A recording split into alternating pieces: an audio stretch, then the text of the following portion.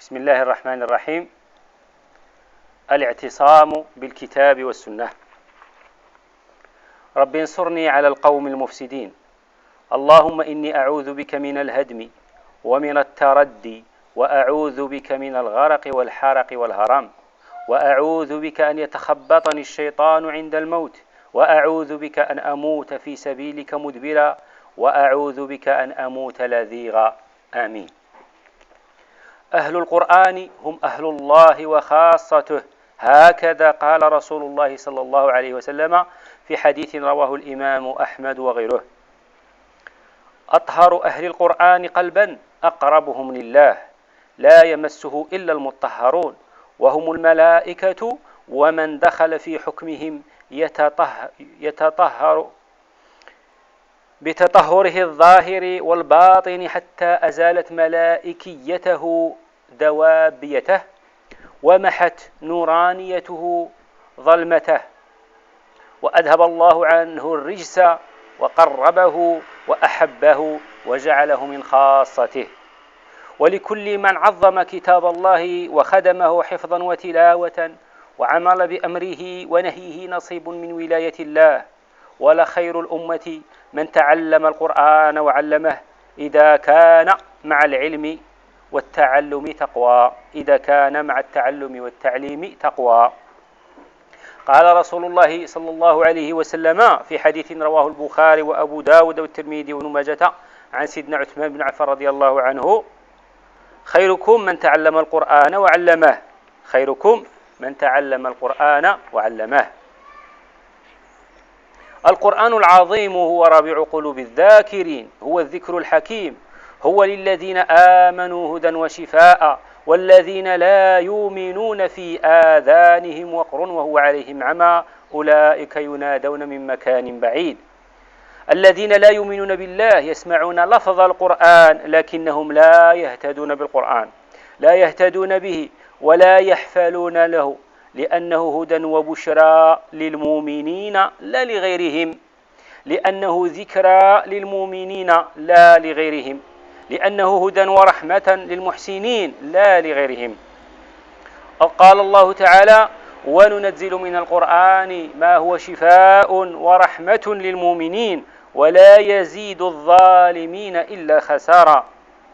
وقال جل سلطانه: وإذا ما أنزلت سورة فمنهم من يقول أيكم زادته هذه إيمانا، فأما الذين آمنوا فزادتهم إيمانا وهم يستبشرون، وأما الذين في قلوبهم مرض فزادتهم رجسا إلى رجسهم وماتوا وهم كافرون. نرى الناس في زماننا فرضوا على القرآن الإقامة الجبرية في المساجد ومعارض التجويد ومباريات الترنيم، ما أقاموه في الشأن الخاص والعام، ما احتكموا إليه وما حكموه، ما اهتدوا به، ما تراحموا به، ما ابتسمت حياتهم ببشراه. اتخذوه مهجورا في التسجيلات والتسميعات لتشنف بألحان ألفاظه الآذان والقلوب في عماها، وما ذاك إلا لانعدام أصل الإيمان وبلاه وخلقه. لا يتخذ المسلمون القرآن إماما إلا إن جددوا الإيمان في قلوبهم. ومن الاعتساف والحكم المضاف أن نعتمد القرآن فقط مصدرا للتشريع لا نعدو حرفيته. من الكفر أن نعتبر القرآن تراثا من التراث المجيد وإنتاجا قوميا ونثرا فنيا رائعا لا غير. أتي الصحابة رضي الله تعالى عنهم الإيمان قبل القرآن، فاستقبلوا نزوله بخشوع، وتلوا آياته في خضوع، وطبقوا أوامره متبعين غير مبتدعين، قرأوه حلاوة في اللسان وأمانة في جدر القلب، ونورا في العقل المتفكر المفكر، ودليلا في خاص الأمر وعامه، وإماما وحيدا ومرجعا فريدا يبينه الرسول الأمين، ويفصله ويفهمه وحيا على وحي، نورا على نور.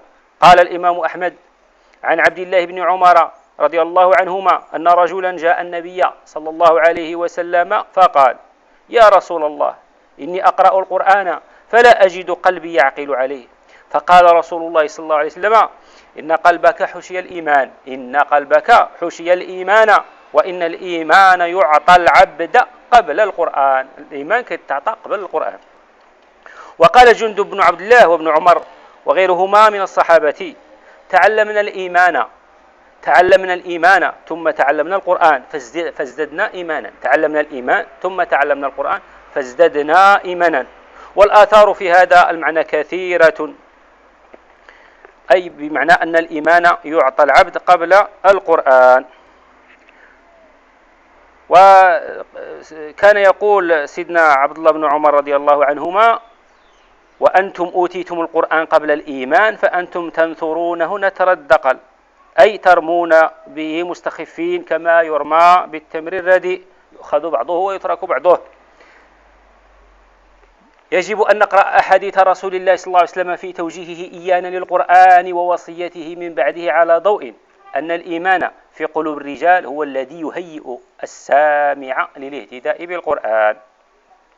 كان القرآن كلمة الله التي ينطق بها رسول الله صلى الله عليه وسلم، وكان بلاغه وبيانه وخطابه الدائم لمن يدعوهم من الناس. وكان بلاغه يعني القرآن وبيانه وخطابه الدائم لمن يدعوهم من الناس، فمنهم من آمن به ومنهم من صد عنه. لم يكن سماعهم للقرآن سواء. هداية الله وسابقة المدعوين عند الله تحدد النتيجة، فيؤمن بعض ويحصلون على أصل الإيمان بهداية الله وهداية رسوله صلى الله عليه وسلم، ويزدادون إيمانا إذا تليت عليهم آيات الله، ويكفر آخرون ويصمون ويستهزئون. ثم كان الصحابة يقتبسون الإيمان بعضهم من بعض، هذا كي يأخذ من هذا. يجلس بعضهم إلى بعض ليذكروا الله جميعا، ومن جملة الذكر بل أعظم الذكر القرآن. لا إله إلا الله من القرآن، فبذلك كانت أعلى شعب الإيمان، وكان تردادها وتكرارها في صحبة المؤمنين أوثق مصدر للإيمان وأقواه. يأتي عبد الله بن رواحة رضي الله عنه فيأخذ بيد الرجل من الصحابة فيقول: تعال نؤمن ساعة. روى الإمام أحمد عن أنس أن عبد الله فعل ذلك وقاله ذات يوم لرجل، فغضب ذاك الرجل وجاء رسول الله صلى الله عليه وسلم فقال: يا رسول الله، ألا ترى إلى ابن رواحة يرغب عن إيمانك إلى إيمان ساعة؟ فقال رسول الله صلى الله عليه وسلم: يرحم الله ابن رواحة، إنه يحب المجالس التي تتباهى بها الملائكة. يرحم الله ابن رواحة ومن سار على نهجه اتخاذ هذه المجالس لتنوير القلوب وتأسيس الإيمان فيها. وأخرج الترمذي عن هذه الوصية النبوية الشريفة الموجهة للمؤمنين المجاهدين، رواها عن زيد بن أرقم بإسناد حسن، يقول فيها الحبيب صلى الله عليه وسلم: إني تارك فيكم ما إن تمسكتم به لن تضلوا بعدي، أحدهما أعظم من الآخر، وهو كتاب الله، حبل ممدود من السماء إلى الأرض، وعترتي أهل بيتي. هذا بجوجهم، كتاب الله وعترة رسول الله صلى الله عليه وسلم، لن يفترقا حتى يردا علي الحوض، فانظروا كيف تخلفوني فيهما. وأخرج أحمد وأبو داود الترمذي بإسناد صحيح عن العرباض بن سارية أن رسول الله صلى الله عليه وسلم قال: فعليكم بسنتي وسنة الخلفاء الراشدين المهديين، تمسكوا بها وعضوا عليها بالنواجذ. ترك فينا الحبيب المصطفى صلى الله عليه وسلم كلمة الله الحية، وترك فينا رجال المؤمنين أحياء، والإيمان والإحسان يتجددان بالاعتصام بالحبلين العظيمين بجوجهم، كتاب الله وسنة رسول الله صلى الله عليه وسلم، ومن سنته العترة الطاهرة، وهم عموما كل متق ولي لله، وخصوصا الطاهرون الأولياء، وهم آل البيت حقا، باعتصامنا الصادق بهما بجوج يتجدد إيماننا حتى يتطابق مع إيمان الصحابة ويتماثل على المعيار القرآني الذي جاء فيه: إنما المؤمنون إخوة، وجاء فيه: إنما المؤمنون الذين إذا ذكر الله وجلت قلوبهم. وجاء فيه أيضا إنما المؤمنون الذين آمنوا بالله ورسوله ثم لم يرتابوا وجاهدوا بأموالهم وأنفسهم في سبيل الله أولئك هم الصادقون. رتب هذه الآيات إن شئت واقرأ شروط تجديد الإيمان وإحيائه: أخوة في الله، وصحبة، وذكر، وصدق. لابد بالاعتصام الجامع يصبح لتلاوة القرآن وحفظه معنى غير معنى الحافظين للحرف والمرتلين للسمع، تصبح له غاية زائدة على غاية الفقيه المجتهد وغاية المتبتل العابد. يصبح القرآن بحرفه وأحكامه ونوره قبلة الأرواح وضياء الدنيا والآخرة. الاعتصام الجامع هو مخرج الأمة من الفتنة.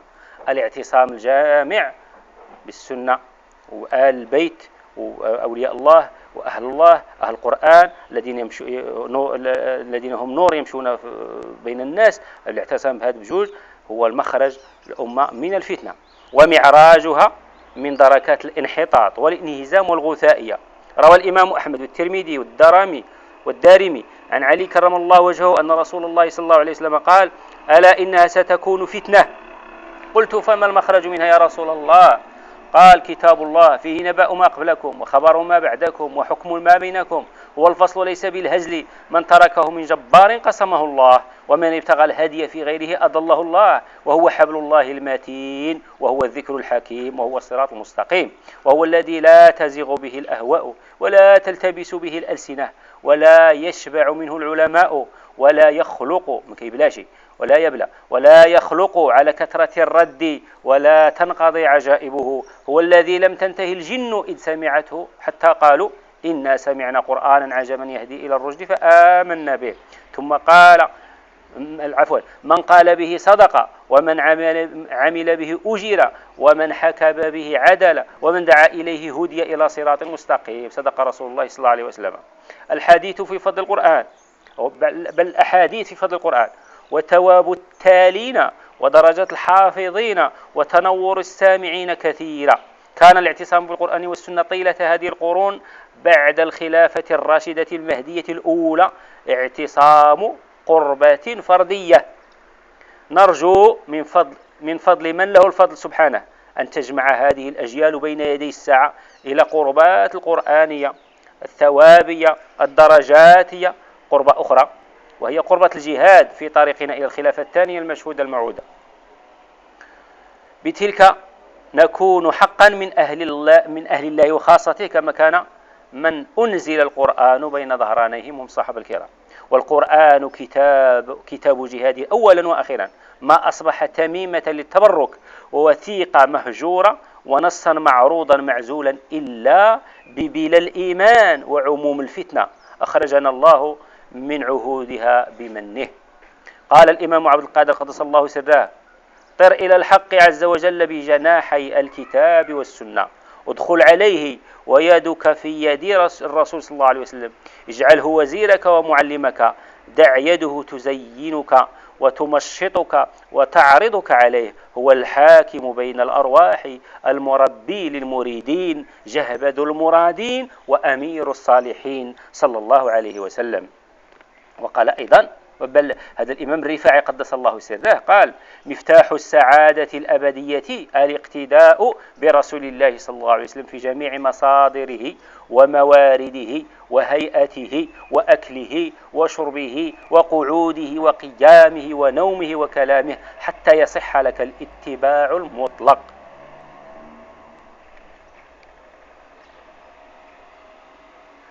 خلاف بعض الناس للناس وسباقهم إلى دعوى الاعتصام بالكتاب والسنة يخفي هوى حب الرئاسات، ويعتصم هذا وذاك من الوراقين بفهمه هو وبقصده هو وخطته هو وإمكانياته هو واعتقاده هو في عبقرية نفسه وعصمة مدرسته وتحقيق نصوصه، ينسب ذلك كله إلى السنة والكتاب. كل من خالف مجموعه الفريد النضيد خطأ وبدعة وضلال. ما نتكلم مع أمثال الخالية قلوبهم من ذكر الله ومن محبة الله ورسوله، تلك المحبة التي يصدر عنها ويرد إليها الأكابر الأولياء. تريد لحاق قوم قد أجازوا إلى القربى وبالرحمن فازوا، فهل مسكت يداك بكف خل وهيئ للصحبة الجهاز؟ وهل بالسنة الغراء أضحى عن البدع اعتصام وانحياز؟ وصلى الله وسلم وبارك على سيدنا محمد وآله وصحبه أجمعين.